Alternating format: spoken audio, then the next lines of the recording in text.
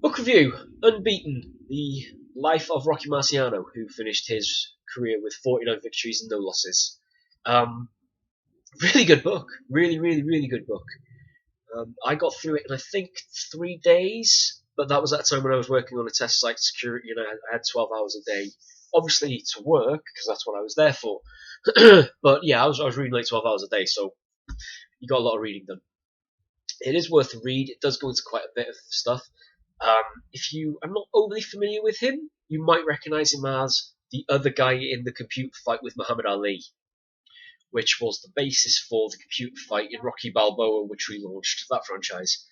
Um, he doesn't get a lot of attention these days from casual fans, which I think is wrong.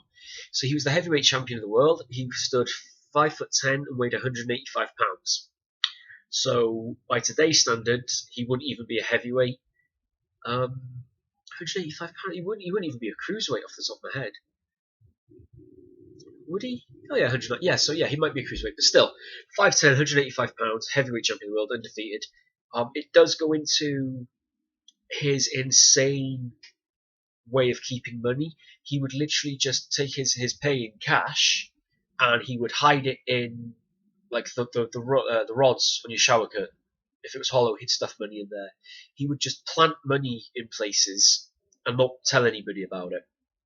There's one story where he's in a party just before Christmas, and he goes in, says hello to all these people because they call him up as they see him walking on the street. Comes out, he's walking along there with his mates, and he goes, "Oh, bug! I forgot my part. I forgot my part. We'll be right back." Goes in, comes out with a brown paper bag that he was carrying, and it had several tens of thousands of dollars in cash, and he just put it down and left it by mistake because he was carrying it. When he gets in the plane crash and it kills him, spoiler alert, dies in the plane crash, his family go broke because he didn't tell anybody where he had hidden the money. So there's millions of dollars in paper money just hidden all over the damn place that nobody knows where it is because the guy was a slight lunatic. Grew up poor, so he was always very, very protective of his money.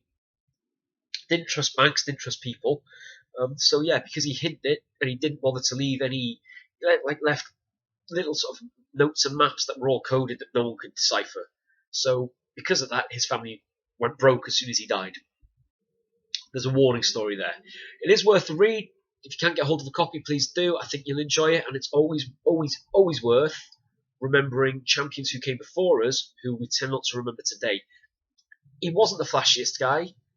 He wasn't the type of guy that would be put in the Mayweather league of the flash and the sizzle.